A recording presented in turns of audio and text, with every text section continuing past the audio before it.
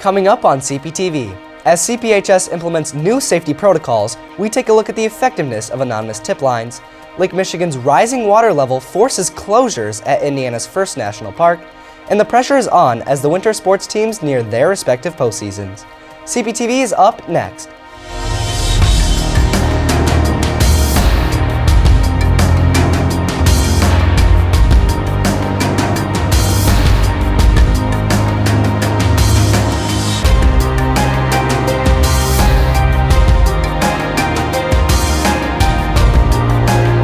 Stand by. Countdown in 5, 4, 3,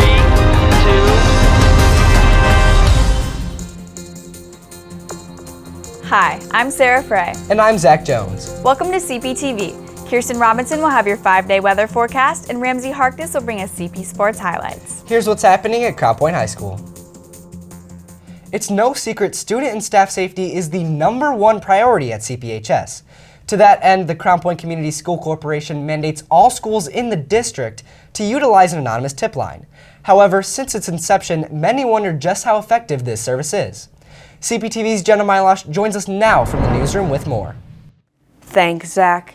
In recent years, the Crown Point Community School Corporation has instituted various anonymous tip line services in order to ensure school safety for students and faculty by alerting authorities of potential threats. Though it has now been years after their initial conceptions, the impact of these anonymous tip line services has been relatively unknown to the students, and the actual services themselves have become fairly obscure to the public. I would say I think it's a really positive thing that we've had in terms of students feeling non-threatened. They feel very a little bit more comfortable maybe making a tip on there versus going to an administrator or resource officer. It doesn't feel like, oh, they're gonna know who did it. You know, kids don't wanna feel like they're snitching or doing things like that. Especially in a school of our size, is that we wanna encourage everyone that this is a team effort, that this is truly a community effort. So we encourage all of our students every week that, hey, if you see something, say something.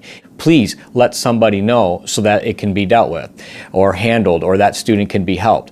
The anonymous tip line here, I would say, is used probably 3 to 4 times a month. Those are followed up on immediately. Anytime we get a tip, phone call, email, our administrative team start to look into that and investigate it to see if we could come to a solution. And most of the time it's to help a student in need. Anonymous tip line services have become common nationwide in the form of services such as Safe to Tell. According to educationweek.org, Safe to Tell tip lines fielded roughly 692 total tips regarding potential school attacks alone across the country during the 2017-2018 school year. In Colorado, research has shown that reports to the state's Safe to Tell tip line have gradually become more frequent ever since the service launched in 2004. It appears nationwide that the students are beginning to realize the importance of the If You See Something, Say Something campaign. Personally, I think it could be really useful in getting several people to speak up for themselves or speak up for their friends who don't want to. But I feel like administration and whoever is in charge of the tip line has not communicated that effectively. And then of course there are students who take it as a joke, have just called it because see what happens.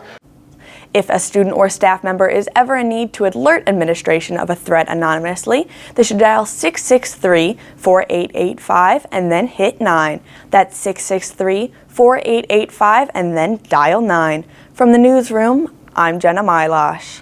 Back to you. If you have any information about a threat to our safety or a concern for another student, you can make an anonymous report by downloading the new Safe Schools Alert app, or as Jenna said, by calling the tip line. Plastic straws are one of the top 5 contributors to plastic marine waste, with millions of these straws being used every day in the U.S. alone. With California leading the way of plastic straw alternatives in January of 2019, paper and metal reusable straws have been making their way into NWI businesses ever since. CPTV's Armando Bracco met with local business owners and experts to explore these alternatives. Recently, there has been a growing movement for alternatives to plastic straws. These alternatives include paper and metal straws, which are seemingly starting to pop up everywhere. With the rise in popularity in these straws, people are starting to question how environmentally effective these straws truly are. By carrying a metal straw with you from place to place, you can definitely have an impact on the environment. That's going to be the less plastic that we're finding in our lakes and in our oceans and on our beaches, and every little straw counts. An aquatic ecologist from Purdue University Northwest, Leslie Dorworth, believes that the alternatives to plastic straws are beneficial. Plastic straws can last over 200 plus years in the environment, so that's longer than theoretically we will ever be here for a single-use item. Paper straws will degrade, break down, biologically break down.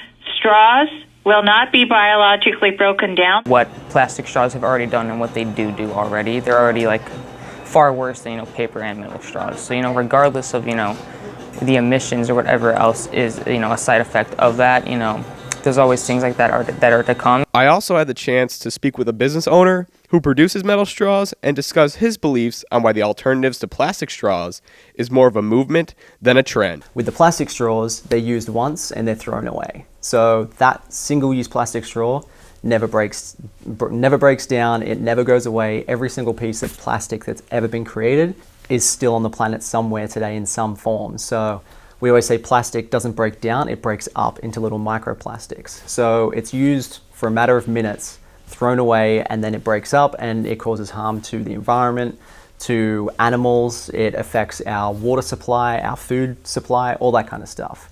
As movements continue to sprout to help save the environment, more efforts will be made to reduce our waste. But the longevity of these movements will be determined by whether or not people come together to make this more of a movement instead of a trend. For CPTV, I'm Armando Bracco. Most of us recognize there are countless restaurants, fast food establishments, and grocery stores throughout the region.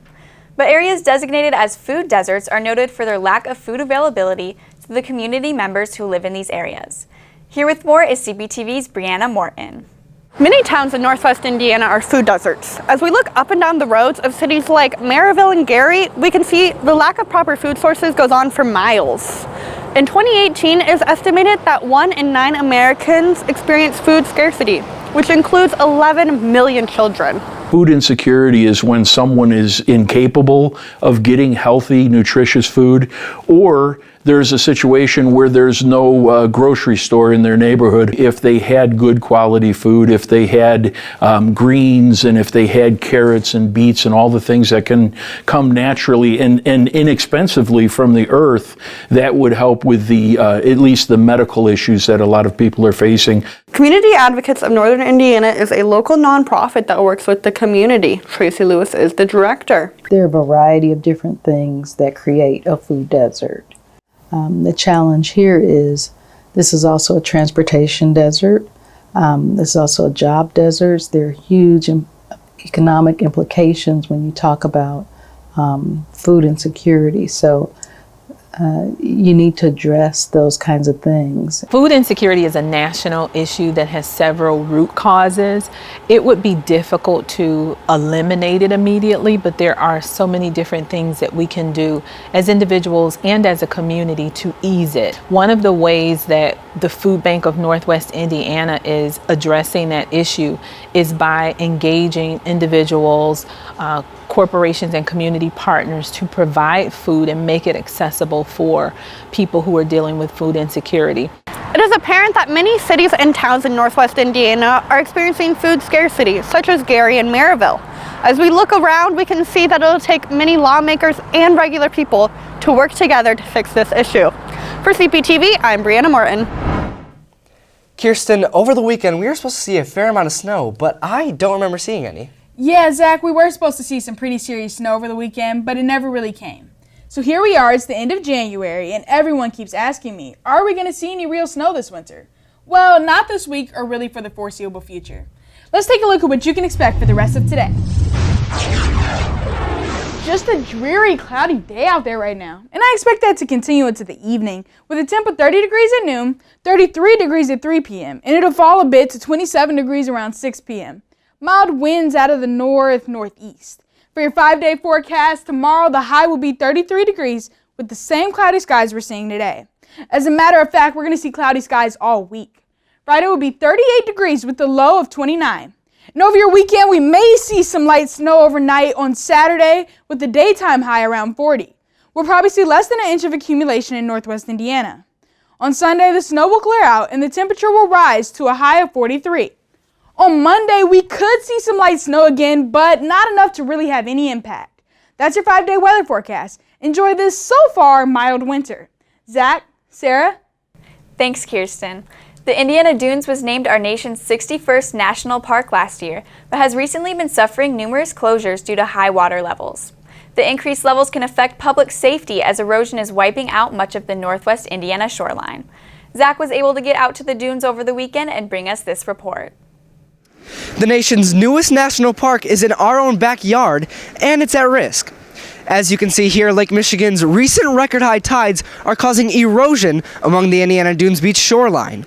It has taken away this riverwalk and taken away 16 feet of rubble and sand into the middle of the lake.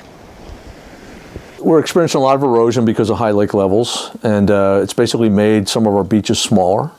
It's made access to some of those beaches more difficult. And it's actually a natural process, and it happens all the time, but this seems to be the worst year because the lake is almost at historic high levels. Indiana University professor Dr. Ken Schoon studied the Indiana lakeshore for his book Calumet Beginnings and cites the erosion is now a natural occurrence and believes older generations could be to blame. There are some things that we shouldn't have done in the past. One of the things that was done in the past was for people to steal sand from the bottom of Lake Michigan. They had boats that had vacuum pumps. They put the mouth down onto the sand, so it was pumping sand up, and they would fill the cargo hold with sand. But they would then take this sand that nobody officially owned, so they didn't have to pay for it. But when you make a big hole because you've dug sand out of the bottom of the lake, then other sand closer to the shore goes in to fill that hole up, and that can cause erosion of the beach. The Dunes National Lakeshore is the #1 tourist area in Indiana, in the whole entire state. So this does pose a potential threat for our local economy. So if the water does continue to rise and possibly close trails or even hurt native plants, less people are going to come out to the dunes, which means that less money is going to be spent in our area. Now, the Dunes Committee has issued multiple warnings to avoid the Indiana Dunes at all costs. The only two parks that remain open are Mount Baldy and the Riverwalk, but those could close soon. For CPTV, I'm Zach Jones. The girls basketball team is looking to close out their second undefeated regular season. The wrestling team has its eyes on their second consecutive sectional title, and the boys basketball team has a last-minute change of venue over the weekend. Here's Ramsey Harkness with your CP Sports highlights. The 9-8 South Bend Washington Panthers, led by senior forward Jylan Petty, met CP in the Colonel John Wheeler Middle School gym Saturday night after some technical difficulties with one of the hoops in the CPHS gymnasium. South Bend dominated from the start, with the Dogs getting into foul trouble early and the Panthers knocking down a high percentage of their free throws. The struggle for the Dogs would continue despite solid play from junior guard Ty Smith, as they would be down 38-23 at half. The Dogs fought back after half with 23 points in the fourth quarter, but it wasn't enough as sophomore guard Drew Adzia's last-second shot was blocked and the Dogs fell 61-59, moving their record to 7-8, despite Smith's team high of 23 points. The Dogs' next game comes against DAC rival Portage this Thursday night at 7 p.m. at CP. On Saturday, the number 4 in the state-ranked Crown Point Wrestlers hosted the sectional championship and dominated. The Dogs easily won the sectional, scoring 278 points, with the closest competition being Lake Central with 239 points. Here's Noah Holland-Donner after his win. We enjoy it. We're usually always the underdogs, and we love the pressure. You usually know within the first 10 seconds of a match how it's going to go and how you think you're going to do. We just got to practice our technique a lot. We got to all stay connected. We need people in the room every day. Even though season's over for most guys, it's not over for us, so we need them. And we just got to stay as a team, and we'll be fine. The Dogs will host the regional this Saturday at 9 a.m. versus LaPorte. On Friday night, the girls basketball team faced off against the 15-3 Chesterton Trojans at home. The Lady Bulldogs started out slow against Chesterton's trap defense, which gave the team 5 turnovers in the first quarter. CP responded with their signature press, which led to a sky-high 27 Trojan turnovers. The dynamic sophomore duo of Jessica Crothers and Lily Stoddard led in scoring, putting up 15 points each on 11 for 19 combined shooting. The Dogs took home the victory with an impressive 60-33 win, as the Lady Bulldogs currently sit at 23-0, with the only team left in the path of their undefeated season being a 9-13 Bishop Knoll Warriors team. Tip-off is Tuesday night in Hammond at 7 p.m. And lastly, the number 6 ranked CP gymnastics team took on the number 5 ranked Lake Central Indians on Thursday. Senior Paige Hine placed second on all-around, with freshman Bella Mones coming right behind her in third. Sophomore Gianna Whitty placed first on vault with a 9.35, and senior Kat Castores placed third on vault with a 9.1. It feels really good that all my hard work and dedication had a positive outcome on the team, and I have a really good feeling about postseason. Well, I'm excited because this is my 19th year of coaching, so every year I just am really excited to have a chance to compete in this area. It's an honor, really, to compete in such a competitive area of the state. I have a really good team this year. We have a chance of making it out, being the third team, making it out of sectionals, hopefully, and that's what we're looking towards. We didn't have our best meet tonight, but it's still over 109, which still puts us at those top team scores in the state. But we are disappointed with a 109 because we know that we can do a lot better. The girls' next meet is at Maryville this Saturday at 1 p.m. And that's it for sports. The Crown Point Chamber of Commerce is developing a new digital walking tour which will use QR codes to promote historical buildings and local businesses in the downtown district. Here is CPTV's Olivia Bianco with details.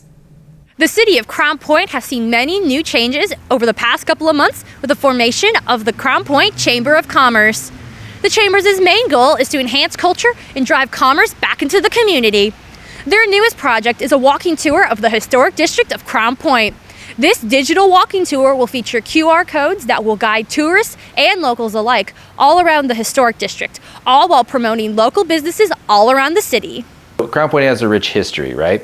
And so one of the things that we found out as a board of the Crown Point Chamber was that a lot of people were kind of misinformed or uninformed about what the history of Crown Point is. And so we feel like it's somewhat of a social responsibility for us to be able to inform the public of that and do it in a way that's modern and cool.